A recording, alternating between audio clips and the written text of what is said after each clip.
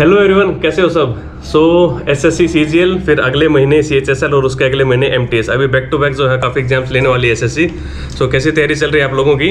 सो CGL के exam की बात करें तो अभी लगभग मतलब ढंग से देखें तो 10-12 दिन बचे हुए हैं। सो लास्ट 10-12 डेज के अंदर कैसी आपकी स्ट्रेटेजी होनी चाहिए, क्या वो चीज़ें हैं जो हमें डेफिनेटली करनी है और क्या ऐसी हैं जो हमें बिल्कुल भी नहीं करनी है। तो इन चीज़ों पर बात करने के लिए आप लोगों के फेवरेट कुणाल के पास में आया हूँ। जो बच्चे कुणाल को नहीं जानते, वैसे तो बहुत कम होंगे, उन्हें मैं बता दूं कि कुणाल एज ए एमटीएस काम कर रहे हैं गवर्नमेंट डिपार्टमेंट के अंदर, इनकम टैक्स डिपार्टमेंट के अंदर। और कुणाल जो है एक एसएससी के एस्पिरेंट भी हैं।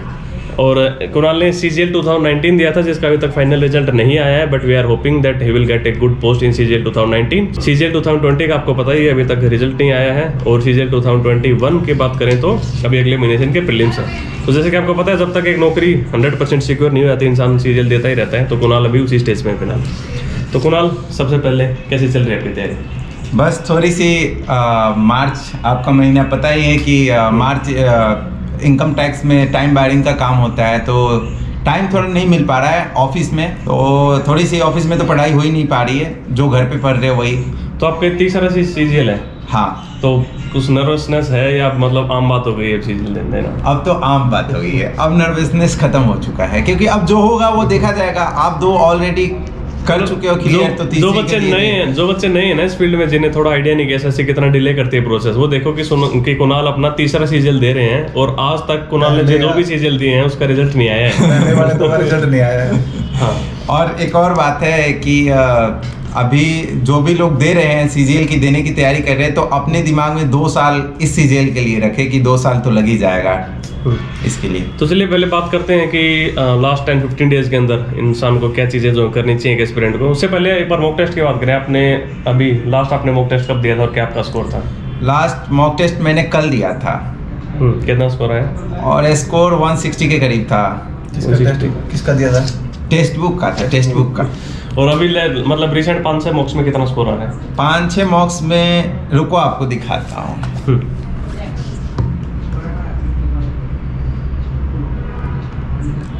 एक्चुअली मैं टेक्स्ट बुक का ही देता हूँ।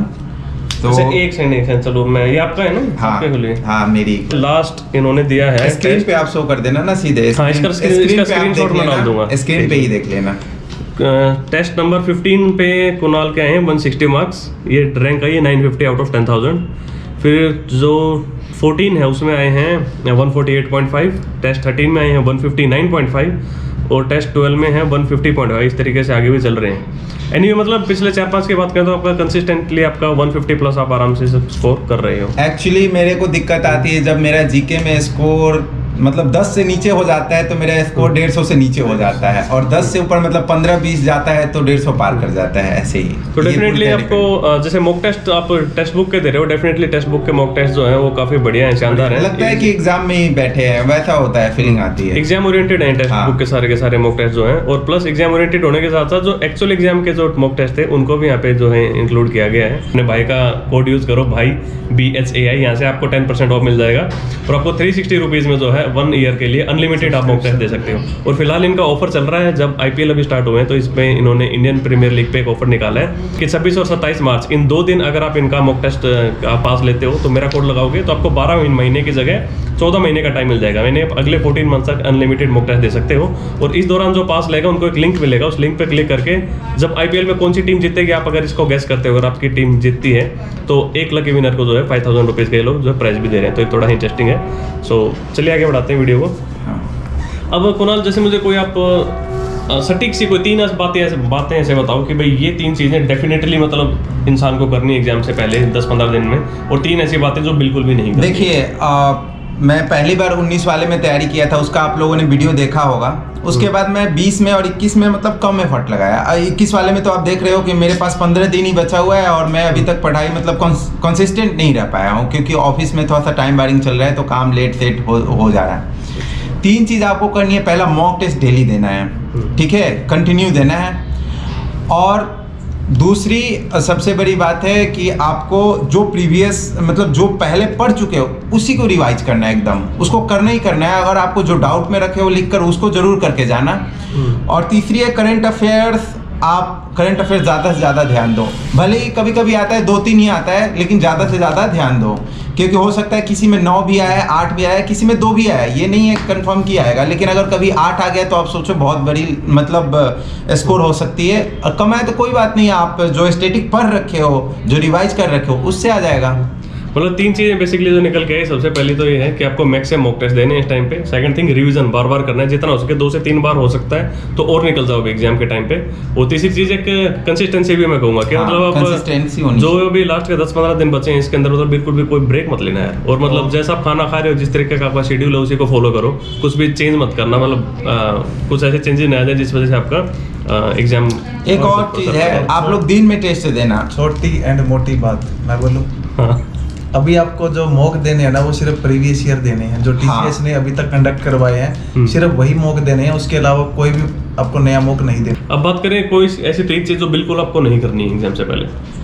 कुछ भी नया नहीं पढ़ना है करंट अफेयर्स छोड़ के।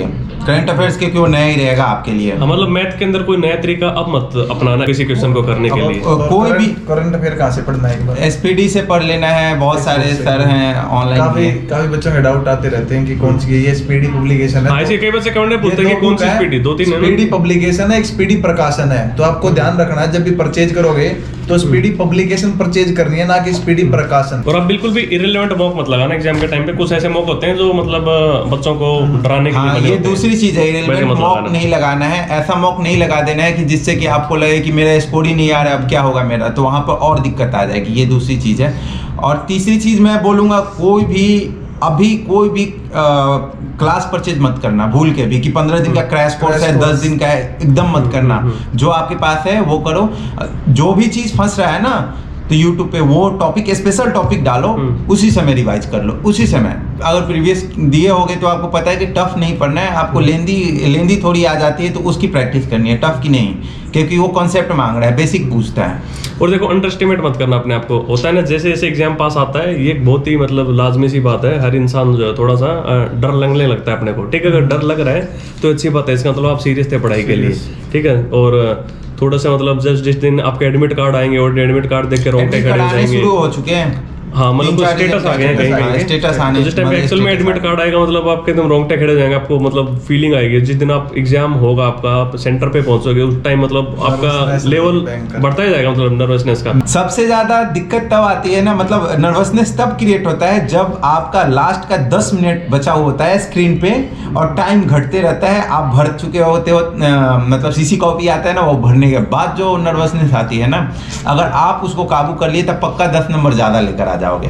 ये उसी समय होती है। ये टॉपिक आ गया, मैं एक जैसे तो ऑफ टॉपिक है, फिर बात बता दूं। जैसे सीजीएल 2016 के थ्रू जो फिलहाल हम लोग यहाँ पे काम कर रहे हैं, सीनियर टेक्स असिस्टेंट आज के टाइम में, मैं आपको बताऊं, जब सीजीएल 2016 का जब मैंने मेंस दिया था तो इतना नर्वस था मैं। जिस टाइम पे मेंस हुआ तो पहला क्वेश्चन आया था अर्थमेटिक का ही था, कोई प्रॉफिट लॉस का शायद कोई क्वेश्चन था, और वो इतना बेसिक क्वेश्चन था कि उसकी स्टेटमेंट में गलत पढ़ के उसको मैंने 2 बार सोल्व किया, दोनों बार मेरा गलत आंसर निकला।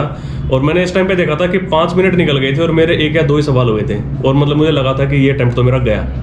मतलब लिटरली आई वाज फीलिंग, मतलब दिमाग में नेगेटिव थॉट्स आने लगे, यार अब क्या होगा, ये तो सोचा ही नहीं था, इन चीजों के लिए तो प्रिपेयर्ड ही नहीं थे। बट फिर कुछ नहीं, उसके बाद थोड़ा मोमेंटम बना, फिर लास्ट में दोबारा जब मैं उस क्वेश्चन पे आया तो मैंने देखा कि मैं उस क्वेश्चन को पढ़ ही गलत रहा था नर्वसनेस की वजह से।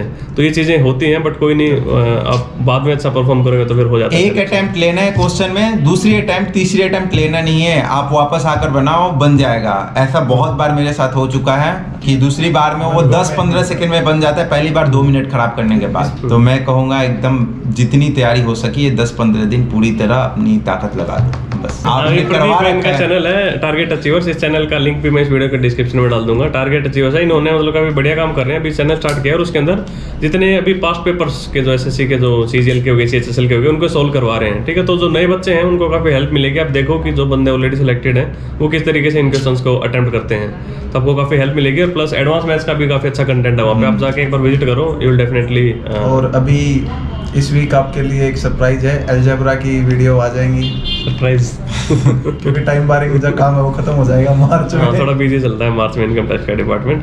तो चलो यार, अभी बेस्ट ऑफ लक है हम सब लोगों की तरफ से। अभी एमटीएस और हवलदार के जो वैकेंसी निकले उसके रिगार्डिंग भी काफ़ी बच्चों के डाउट्स हैं, बुक्स, स्ट्रेटेजी, इन सब चीज़ों के बारे में पूछ रहे हैं, तो उसके बारे में एक डिटेल वीडियो बना देंगे। कुणाल जैसे ऑलरेडी इन्होंने एमटीएस का एग्जाम निकाला हुआ है, सीजीएल का निकालने के बाद सीजीएल के बारे में और फिर से बता दिया करेंगे। मैंने एक्चुअली मैं जो एग्ज़ाम निकाला हूँ आपको उसका डिटेल एक बार बता दूंगा। चैनल पे, आप देख लेना पूरी डिटेल। ये भाई 2 फोन किसने, कुणाल ये तो बता दो, हमें तो बता कुणाल दो। के पास 2 नहीं है, 3 फोन है, मैं बताता हूँ।